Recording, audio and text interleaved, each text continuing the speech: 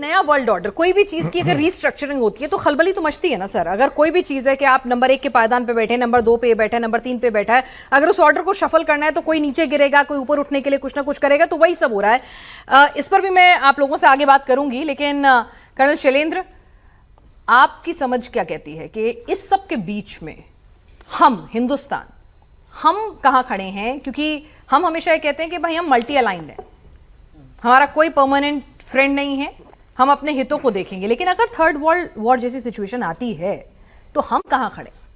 और जय हिंद, नमस्कार पिनाज। आपने ना मेरे को एक्चुअली बड़े धर्म संकट में डाल दिया कि न्यू ईयर की टिकटें लूं या ना लूं, क्योंकि इस समय न्यू ईयर आने वाला है, आप लोगों ने क्लाउड्स डाल दिए हैं, तो आई डोंट नो, मेरे लिए मैं आई थिंक मैं रिफंड ले लूंगा तो ज़्यादा अच्छा है, क्योंकि अगर सारे एक्सपर्ट बात कर रहे हैं, बट फिर भी एज अ आशावादी सच्चाई से अगर मैं इसको देखूं, विश्व युद्ध बड़े अच्छे से स्पेसिफाई किया गया कि अगर विश्व युद्ध होगा तो कैसा होगा। दैट मीन्स कोई दो ऐसे ग्रुप्स बनेंगे जो आपस में लड़ेंगे। I am very happy about it कि अभी तक वो दो ग्रुप नजर नहीं आ रहे हैं, आने वाले हैं, आ जाएंगे वगैरह वगैरह, बट आज की तारीख में शायद क्योंकि ये जो मल्टीपोलैरिटी की तरफ जो काम कर रहा है इंडिया स्पेशली, नॉट दैट कि हम किसी को काउंटर करने के लिए कर रहे हैं, मैं आपको बड़ी जिम्मेदारी से बता रहा हूं, आप करके देख लीजिए। हमारा एम क्या है? हमारा एम है हम अपनी इकॉनमी अपने डेवलप्ड नेशन की तरफ पर ले जाएं, अपने आप को डेवलप कर लें, अच्छी दुनिया में रहें, अच्छे लोग रहें, अच्छी एक एटमॉस्फेयर बनाएं। अब इसमें चैलेंजेस हैं, इसमें 73 countries are at war with each other, economic war, physical war, difference war, political war, I don't know which all war, और इंडिया उसका ड्यू शेयर हमें भी मिलता है। हमारे साथ वॉर चल रही है तो किसकी चल रही है? यूएस की चल रही है, टैरिफ वॉर, पाकिस्तान की चल रही है, टेररिज्म वॉर, चाइना की चल रही है, सो कॉल्ड इकोनॉमिक वॉर। दुनिया में अगर इंडिया के कोई भी एनिमीज हैं तो मुझे लगता है वो सबसे पहले एनिमी इसलिए क्योंकि इंडिया एक अलग तरीके से प्रोग्रेस कर रहा है, अपने आप को डेवलपमेंट की तरफ ले जा रहा है, इसलिए हमारे एनिमीज ज्यादा हैं। टेररिज्म वाला भी हमारा एनिमी है, इकोनॉमी वाला भी है, टैरिफ वाला भी है। अभी लेटेस्ट और कंट्रीज जो बात कर रही हैं टैरिफ की, वो भी मेरे लिए एक तरह से एनिमी है। क्यों? क्योंकि you are going on the correct path. मैं आपको बता रहा हूं, कृपया कर कर किसी की मत सुनिए, अपने दिल की सुनिए। और दिल अगर ये कह रहा है, जो मेरा इस समय कह रहा है कि न्यू ईयर ईव में मना लेता हूं, कोई प्रॉब्लम नहीं आएगी। मैं आपको आज बोल रहा हूं 1 जनवरी को कोई प्रॉब्लम नहीं होगी, उसके बाद हो जाए तो मुझे नहीं पता। ठीक है, यानी आप आशावादी हैं लेकिन लिमिटेड पीरियड तक। प्रोफेसर साहब भी हमारे साथ व्हाट्सएप आ गए हैं, आपका बहुत बहुत स्वागत है सर। यहाँ बात हो रही है थर्ड वर्ल्ड वॉर की, जो स्थितियां बन रही हैं। आप थाईलैंड, कंबोडिया की स्थिति देख लीजिए, चीन, जापान, ताइवान के बीच में तनाव देख लें हम, अगर रूस यूक्रेन युद्ध की बात करें तो चला रहा है, ईरान, इजराइल, वो अलग एक कॉन्फ्लिक्ट खुला हुआ है, अफगानिस्तान, पाकिस्तान।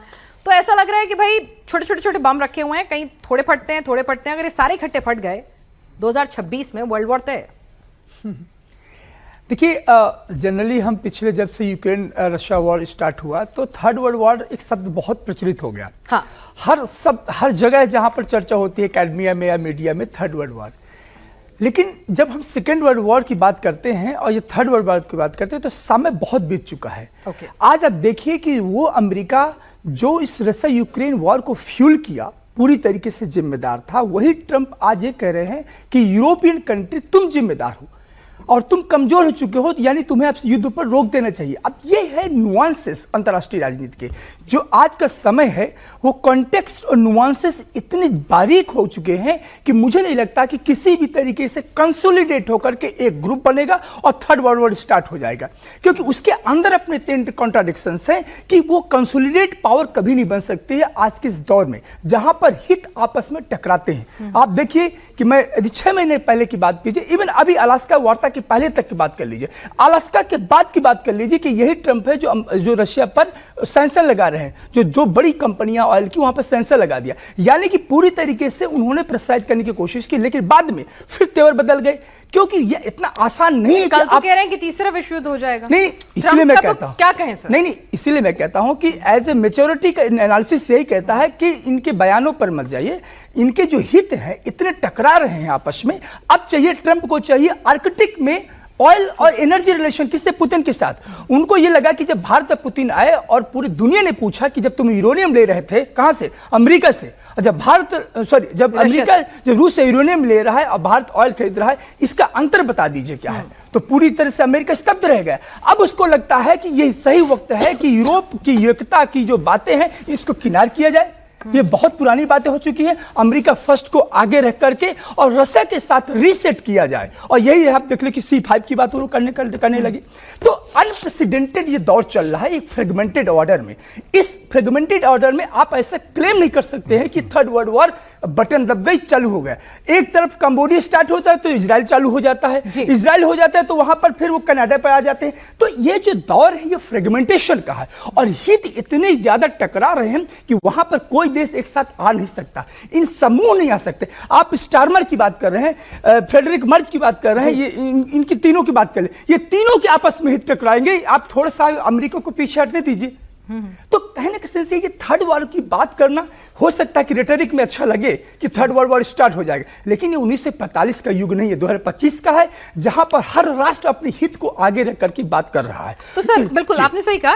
रविंद्र सर की बात को ये आप क्योंकि उस वक्त थे नहीं, तो मैं आपको उस पर रेफरेंस चाहूंगी। उन्होंने कहा कि वर्ल्ड ऑर्डर चेंज हो रहा है, और भाई जब चेंज होता है किसी भी पोजीशन में तो उसमें कुछ ना कुछ उठापटक तो होती ही है। इस चेंजिंग वर्ल्ड ऑर्डर में हम कहां खड़े हैं और हमें कहां खड़े होना चाहिए? बहुत अच्छा सवाल है, और इस सवाल को पिछले हम 10 दिन से इसी पर बात कर रहे हैं कि इस चेंजिंग वर्ल्ड ऑर्डर में हम कहां हैं। इस चेंजिंग वर्ल्ड ऑर्डर में इंडेक्स सेंट्रिक, मैं हमेशा कहता हूं, आज पूरे डायलॉग विमर्श देखिए पूरी दुनिया के, उस विमर्श में भारत केंद्र में। जब मैं ये कहता हूं तो कुछ लोगों को लगता है कि आइडियलिस्टिक पोस्चर है।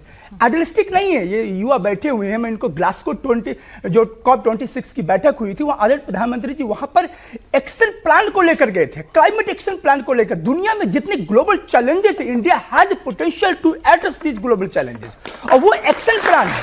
इसलिए मैं कहता हूं कि जब बदलता ऑर्डर है ना, इस बदलते ऑर्डर में इंडिया के पास एक 1.4 बिलियन पॉपुलेशन है, दुनिया की सबसे बड़ी DPI है आपके पास है, डिजिटल पब्लिक इंफ्रास्ट्रक्चर आपके पास, दुनिया की सबसे डेमोग्राफी है। उस कंडीशन में बदलते ऑर्डर में भारत केंद्र बिंदु है। इसीलिए G20 के पहले हमने ग्लोबल साउथ की मीटिंग की थी कि ये वो धुरी है, और इसीलिए जब पुतिन यहां पर आते हैं तो ट्रंप भी चयन होते हैं, और उनके सिक्योरिटी डॉक्ट्रिन में C5 दिखने लगता है।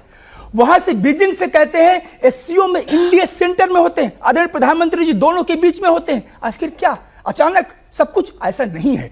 इस बदलते मिजाज में भारत की वो ताकत है जो आप कितना भी दबाए, ट्रंप ने कितना दबाया, कितना 25 लगाया, क्योंकि भारत को मालूम है कि हमारे जो मैन्युफैक्चरिंग जो सेक्टर है, हमारा जो यूथ है, और हमारे जो ग्रोथ रेट है, और इंडिया की जो फिलॉसफी है, पुतिन के सामने पहले वक्त आदरणीय प्रधानमंत्री जी ने कहा हो सकता है कि हम डिफेंस की बात करते, अभी मीटिंग में हो सकता था कि हम ट्रेड की बात करते, लेकिन उन्होंने कहा आप हमारे सच्चे मित्र थे, हमें समय समय पर सूचना देते थे, और मुझे मालूम है कि पीस ही और डायलॉग ही इस पूरे युद्ध का वो होगा।